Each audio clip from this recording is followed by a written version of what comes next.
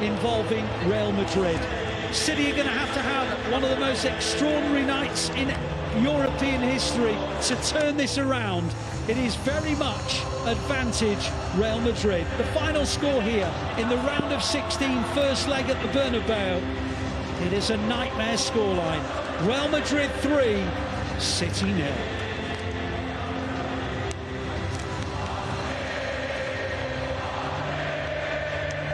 Well, let's go back to the studio and let's see if Paul, Steph and Natalie can give us something to encourage us. So, City have been beaten by Real Madrid in the first leg 3-0. And we travelled to Madrid hoping to perhaps take control of this tie, but they have showed us once again why this competition is their natural habitat. However, it has not been a good couple of days in the Champions League for English teams, but history will show you, and I think Liverpool and Manchester United would both tell you that you can come back from 3-0 down. Nobody had ever done 4 Premier Leagues in a row before until we did it. If nobody's ever come back from 3-0 down with Real Madrid before, then why not be us? I'm still joined in the studio by Paul Dickoff and by Steph Horton. Paul, we are shell-shocked, we're disappointed, but I don't ever doubt City's ability to fight at home in a Champions League game under the lights at the Etihad. It's not over. No, they're special nights, especially the last 4 or 5 seasons. Champions League nights at the Etihad, the crowd have been amazing.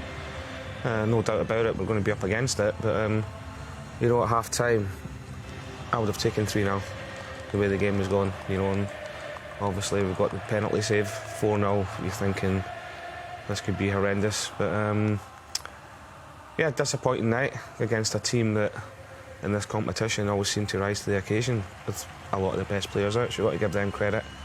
But we just lacked a little bit of sharpness tonight, a little bit of quality going forward, and you know, you look at their 3 goals and the penalty, it was more or less one ball over the top that killed us, which in previous seasons we've seen recently, but it seemed to have stopped that. But they've took advantage of it. You've got to give them credit, as I said, and hopefully next Tuesday it can be a completely different game. People look at a 3-0 scoreline, Steph, and presume we played badly. Do you think we did play poorly, or were Madrid clinical tonight? A bit of both, to be honest. I think Real Madrid, considering the team that they have out, they performed really, really well, and I like the tactics of what they tried to do, which was to try and stretch the pitch as much as possible. They tried to play balls into spaces, and that made it difficult for our team to do the things that we want to do. And I think that first 20-minute spell, I think it could be different if you have people at the back post. There was a lot of crosses across the 6-yard box, and then the difference in these games. Did we play our best? Probably not. I think we've seen patches, but in terms of testing the keeper, apart from the one with Nico O'Reilly where he pulled off a reactive save, did we feed Erling Haaland enough? No. So I think that's something that we need to look out for the next leg. But I'm still confident in our players in terms of what we have, because an early goal at the Etihad really does make the difference. But I think we'll be disappointed, but that's because of the standards that we've set at this club for a long, long time. And like what Paul said, it's Champions League, anything could happen at the Etihad, and we've got to hang on to that we've got the players to be able to do so, and we've just got to try and put this one to bed. West Ham Saturday, and then go again Tuesday. Yeah. Definitely. So statistically there, City had 60% of the possession, 4 attempts on target. I'm still going to remember them all right now. Looking down at the other stats, pass completed, I mean, distance covered, just, you know, less than a kilometre between the teams. Passes completed, I mean, you look at that, 10 corners. Maybe that's a bit of a frustration there, Paul, that we weren't able to make more of those corners. Yeah, I think so. I think that, physically, size-wise, we're a bigger team than them as well. The delivery wasn't always great, but then, you know, when the ball's gone in there, the amount of times Madrid get first contact on it, then second contact on it, you know, you've got to try and get that first contact. If you can't, can you pick up the second balls? And we didn't do that well. So to have 10 corners and not really threaten them, 3 or 4 times off the top of my head, I can just see Courtois coming and catching them, not under any pressure. So, but look, don't get me, we didn't lose the game tonight because we didn't do well in our set pieces. You know, there was a number of factors because of it. As I say, I'm just happy it's finished at 3, because it could have been a lot worse sitting here. We talked about battles before the game. Were there any of those individual battles that swung the match, do you think? I think Valverde for me was outstanding. I know I said at half-time. He was probably, because he's usually played centre, he's played right back before, hasn't he? But he's more of a central midfielder. I think his manager trusts him that much with Doku up against Trent Alexander-Arnold to help him out defensively more often than not. And you know, and the ironic thing is he's the one that's showed a bit of quality and got the 3 goals. Thought he was outstanding. I thought Doku against Trent, I thought Doku came out better, but we didn't get the ball to him enough. Then you've got to say the other battles we were talking about, you've got to say Real Madrid players come out on top. You know, hence why they won 3-0. OK, so we've got to look ahead. We've got to learn lessons from tonight's Steph. We've got to look ahead to the second leg because we've got 90 minutes to correct this. What lessons are we taking immediately from this game into next Tuesday? I think you look at Real Madrid and they were very clinical tonight. The chances that they got, they put away. And I think for all the possession that we have, I think we need to be more clinical with our decision-making, and whether it's going to be a cross, whether it's going to be a pull-back, whether it's going to be a shot, like make them decisions a lot earlier because people can react a little bit better.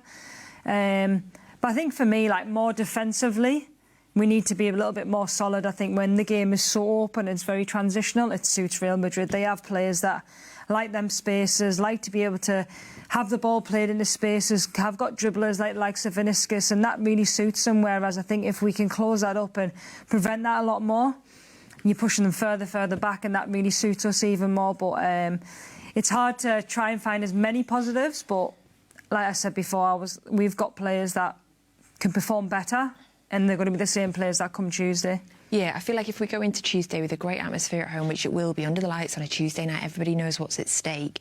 If City come out with a perfect first 20, the crowd behind them, Paul, but I do feel like the first 20 minutes next week, we need to be on it.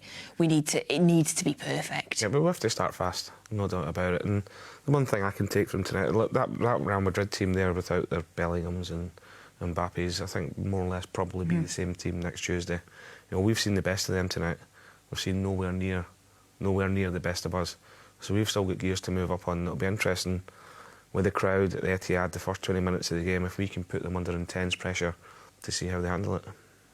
How do you think they will mentally respond from this, which is a bit of a shell shock? Yeah, I think they'll be able. I think they know they've possibly let themselves down tonight, individually and as a team. And we've seen before that, you know, in this group of players, we've seen it this season, but previous seasons, when they do get a setback, they come back more driven, they come back hungry, and they come back wanting to prove a point. And there's no better point next week, you know, trying to claw back a 3-0 lead against Madrid at home. And yet again, the fans are going to be huge, the atmosphere is going to be great, and the first 20 minutes are going to be vitally important. Yeah, it feels like, Steph, we need to restore the confidence quickly. There's no lingering. There's too many games. It's West Ham Saturday, there's Madrid, then there's the cup final. There's too many big games. I feel like we need to assess it, we need to learn from it, we can't linger on it. Yeah, and that'll be certainly the case come tomorrow morning. I think whether the boys are training over there or they're coming back to Manchester later tonight, I think that next training session, that next meeting is all about putting this to bed. I think the next important game is the next one against West Ham, and that's a different focus. It's the league. We can't afford to drop any points if we want to go and win trophies. And this team's been so experienced at playing every so often in different competitions, and maybe it is a little bit inconsistent with results, but it's just about, we're not going to change much that we do in terms of from a tactical point of view, a physical point of view, what we do with the ball. It's not going to change that much, but it's okay to be upset as well, but don't take it into West Ham. We have to, and that's the whole club, the fans included. We need to give everything that we can until the end of the season. Because, of course, West Ham is Saturday. It's an 8 p.m. kick-off. Match Live will, of course, be with you, as always, from 6:45 UK time. I'll be here in the studio. There's only a couple of days. Thursday, Friday, Saturday, 8 p.m. for West Ham. And that, like Steph says, we cannot afford to drop any more points. With the lead that Arsenal currently have, it's a must-win game for us. But, Paul, it's also a must-win game for a team that's battling to avoid relegation. Yeah, at this stage of the season, there's no easy games at all. You know, West Ham have picked up a bit of form. We'll know that. It'll be interesting what Pep puts out there after tonight. Because I thought a couple of boys looked a little bit leggy towards the end of the game, and then you look how fresh and good we looked against Newcastle. Does he mix it up again with 4 or 5 changes going in there to sharpen it up a bit? So no doubt it's a huge game because, you know, we want to keep putting the pressure on Arsenal. You know, they'll have to put next Tuesday out of their minds at the minute, you know, because they can't affect that till after the game Saturday anyway. So all focus has got to be on West Ham. Yeah, and then another away game. You know, we've had battles with West Ham in the past, and we know they're battling for relegation at the minute. Another away game right now, not ideal. I'd much rather be at home this weekend, Steph. But like you said before, it's a must-win. We cannot fall behind Arsenal. We can't have a large part of the season collapsing in a 4-day period. No, and I think it's good that West Ham are in that position. I know it sounds probably a bit weird to say that, but they've got something to play for in the sense of that they're trying to get out that bottom 3, and they've gone on a bit of a good run of form. I think they've settled into a way of playing that really suits them and their players, and obviously to play at West Ham Stadium is going to be tough, especially going back from Real Madrid, but we're so in tune with how we recover, how we get back on the pitch, and those players that haven't played should be excited to try and play on Saturday and to try and prove a point and try and stake a claim for Tuesday. So there's a lot riding on every single game now that we're playing, and I think the approach is always going to be the same, and that's to win as many games as we possibly can. And it's, you know, it's not like it's not a position that we're not used to being in, you know, when every game at this part of, you know, going into March, every game counts, you know, that's what we do. Arsenal play Everton 5:30 on Saturday, so it'll be Arsenal-Everton, then straight into our game against West Ham, which is an 8 p.m. kick-off. So we'll know what they've done, Paul. I don't know if I like that. Yeah, no, I don't know. Put the pressure on them. They're going first. Yeah, but, you know, last 5, 6, 7, 8 seasons, Pep's been the master of taking it one game at a time when it gets to this. I know it's boring. I know people are probably sick of hearing it, but literally, when you get to this stage, you can't look too far ahead. Well, we can't look at Madrid next week. We can't look at Arsenal in the final. You know, it's just got full concentration. It's got to be in West Ham on Saturday night and getting 3 points. Thank you. Thank you for being here, as always. Thank you for having us. Thank you very much. Thank you. Steph, thank you so much. It's been a pleasure, as always. Thank you very much. Thank you. And thank you all for joining us on Match Day Live. Not the night we were hoping for, but as we have said, we always fight on. Next Tuesday will be a big game, and of course we've got the West Ham game on Saturday, so you can come and join myself, Nedum and Sean Gota on Saturday night. Now, last Sunday was International Women's Day, and City are celebrating women in football and showing that the industry is a place where women can succeed, as 2 of us sit here. So we asked women across our organisation what advice they would share with the next generation, so you can send it forward. This International Women's Day, Manchester City are celebrating women in football and showing that the industry is a place where women can succeed. We asked women across our organisation what advice they would share with the next generation, so you can send it forward. The first bit of advice I'd give for anyone wanting to be a professional footballer is enjoyment. Enjoying every game is important to make you feel confident. For me personally, I like getting on the ball, finding it in different spaces, and then believing in yourself. Just believe that anything is possible and go out and try your best every single game. One important thing that young coaches can practice to help make their coaching even more impactful is developing their people skills and relationship building. When you're coaching somebody, you want to make sure you're doing holistic development and helping them become like a well-rounded person. So maintaining that is really important. I'd say a good piece of advice for anybody who'd like to work in events is something quite cliche when I was younger, is to make sure you do something you're really passionate about and you love and enjoy. I'm really privileged to work at City. No day's the same. Going into work and knowing that I love it really makes a difference. If you want to pursue a career in cybersecurity, I would recommend reaching out to industry experts, have conversations with them, make connections which may be useful for you later on down the line. I think being authentically myself has helped me as a footballer because I just feel so much more comfortable coming to the club, and it's just reduced a lot of the pressure that I used to feel to look a certain way, act a certain way, perform a certain way. Now I just feel like really content being me and showing up as me, and it's made me enjoy my football so much more. A skill that I would recommend when learning to be a sports photographer is to know the knowledge of the sport you're shooting. We know that certain people will cross it to certain people in the box, and we know that when a challenge might be made, so we can get the best tackle shots that we can. Learn the sport to the best you can and you'll get the best shots. Another thing a young data scientist can do would be brushing up all their core skills, like having a strong foundation of coding and like explaining tech data to a non-tech person. For someone wanting to work in elite football and doesn't know where to start, I would suggest reaching out to different practitioners currently working in the role that you'd like to go into.